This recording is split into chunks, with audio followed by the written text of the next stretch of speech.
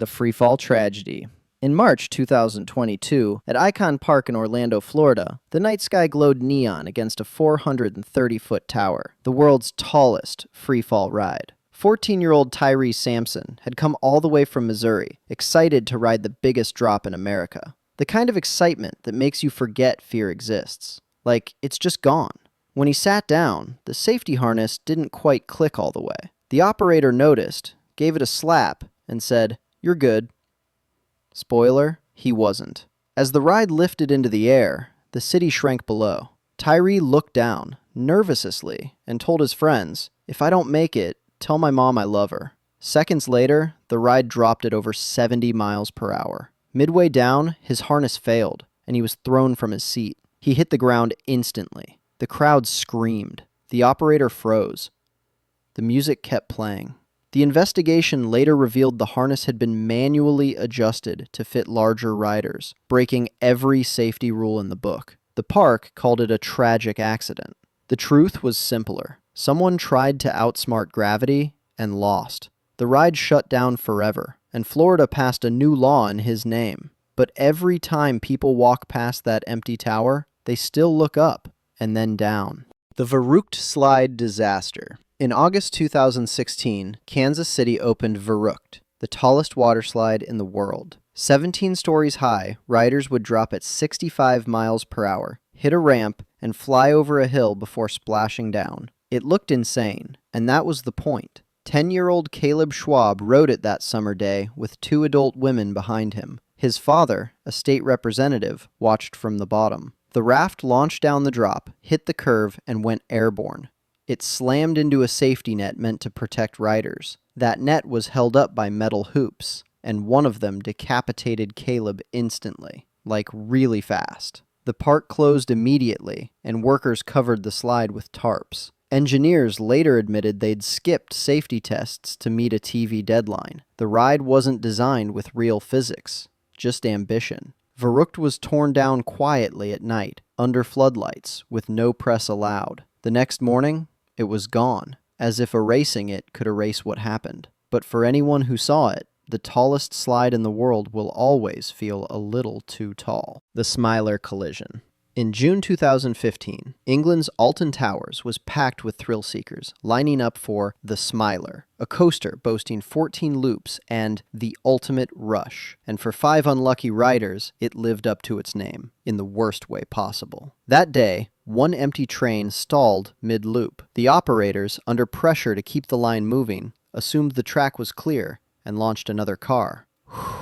The two collided head-on at nearly 50 miles per hour. Rescuers arrived to find passengers mangled and trapped. 2 people lost their legs. Others suffered shattered bones. The park blamed human error. The investigation found ignored warning lights, broken communication, and a management system that valued speed over safety. When the coaster reopened a year later, it had a fresh paint job and new restraints. The executives smiled for the cameras. The victims didn't. The Haunted River Drowning. In 1980, at Disney's River Country water park in Florida, the sun was out, the lake sparkled, and families splashed in what Disney proudly called a natural swimming experience. The water was pumped straight from nearby Bay Lake, untreated and warm. It looked magical. It wasn't. That summer, an 11-year-old boy named Thomas swam in the lake section and inhaled water through his nose. A few days later, he developed a fever and headaches. Doctors soon discovered Naegleria fowleri, a brain-eating amoeba that thrives in warm, still water. He died a week later. Disney quietly changed its water systems, but the park stayed open. 2 more similar deaths happened in the following years. Eventually, River Country shut down in the early 2000s. Officially, they blamed declining attendance. Unofficially, no one wanted to visit the happiest place on Earth if the water was alive. Today, the park remains abandoned, overgrown, and silent. A reminder that even in Disney's world, nature doesn't follow the script. The Drop Tower Disaster. In June 2007, at Kentucky Kingdom, a teenage girl boarded Superman Tower of Power, a 177-foot freefall ride designed to make your stomach leave your body before you do. The line was long, the music was loud, and every few seconds, someone screamed. Not from fear, but fun. The kind of screaming that makes you forget something could actually go wrong. As the ride climbed, the girl smiled nervously. At the top, the city looked small, harmless, like nothing bad could happen from this high up. Then, halfway through the ascent, there was a sharp crack.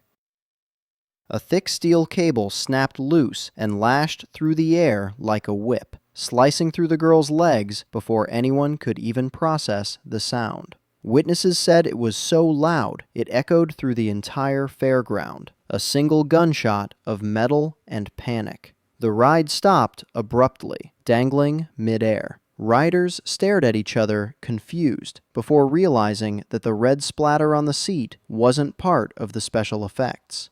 When emergency crews finally reached her, the platform below was slick with blood, and her feet, horrifyingly, were later found on the roof of the ride. The park called it a freak accident. Engineers said the cable had been rusting for years. Corporates said, "We'll look into it," which is business speak for, "We're about to print some new safety posters." The girl survived, but doctors had to amputate both feet. Later, she said the worst part wasn't the pain. It was hearing the people next to her still screaming for fun, while she screamed for help.